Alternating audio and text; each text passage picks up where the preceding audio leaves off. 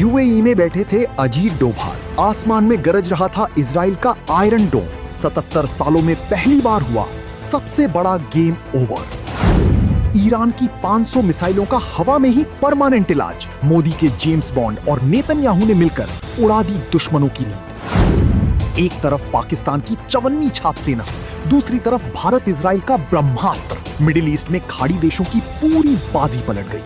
दोस्तों, middle east में एक ऐसा कूटनीतिक भूचाल आ गया है जिसने ईरान से लेकर पाकिस्तान और तुर्की तक के होश उड़ा दिए हैं। एक तरफ भारत के national security adviser NSA Ajit Doval UAE में बैठे थे और दूसरी तरफ इजराइल ने 77 सालों के इतिहास में वो कर दिया जिसकी किसी ने कल्पना भी नहीं की थी। आज खाड़ी देशों का पूरा पावर गेम कैसे पलट गया है, इसका खौफनाक सच जानकर आपके पैरों तले जमीन खिसक जाएगी। दोस्तों, संयुक्त अरब अमीरात यूएई को ईरान से बचाने के लिए जो हुआ है वो कोई संयोग नहीं बल्कि भारत और इजराइल का बहुत बड़ा प्रयोग है। ईरान की जंग को अभी 2 हफ्ते ही हुए थे कि ईरान ने यूएई को दहलाने के लिए मिसाइलें और ड्रोन दाग दिए, लेकिन ये मौत का सामान जमीन पर गिरने से पहले ही हवा में राख हो गया। ईरान भी हैरान था कि उसके हथियार यूएई तक पहुंच क्यों नहीं पा रहे।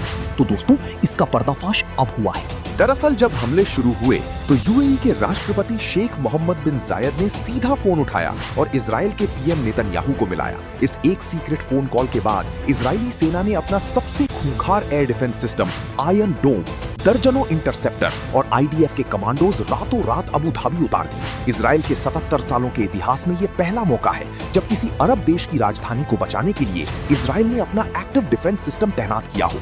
और इसी आयरन डोम ने ईरान की मिसाइलों का हवा में ही सॉफ्टवेयर अपडेट कर दिया। इजराइल के इस कदम से पूरे मिडिल ईस्ट में तहलका मच गया है और सबसे ज्यादा पसीने पाकिस्तान और तुर्की के छूट रहे हैं। सऊदी अरब अपनी सुरक्षा के लिए जिस पाकिस्तान की चवन्नी छाप सेना पर भरोसा कर रहा था, उसी सऊदी अरब की आंखों के सामने इजराइल ने यूएई को अभेद्य किले में बदल दिया है। अब सऊदी अरब को भी समझ आ गया है कि असली ताकत पाकिस्तान की फटीचर सेना नहीं बल्कि इजराइल की टेक्नोलॉजी है। अब समझिए इस पूरी विसात के पीछे भारत का मास्टर स्ट्रोक क्या है। जिस वक्त आयरन डोम तैनात हो रहा था, ठीक उसी वक्त भारत के James bond Ajit Doval UAE के राष्ट्रपति के साथ बैठे थे। दोस्तों, भारत और इजराइल मिलकर जो आईमेक कॉरिडोर बना रहे हैं वो सऊदी अरब और यूएई से होकर ही गुजरेगा। इसीलिए अजीत डोभाल पहले सऊदी गए और फिर सीधे यूएई पहुंचे। भारत की कूटनीति एकदम साफ है।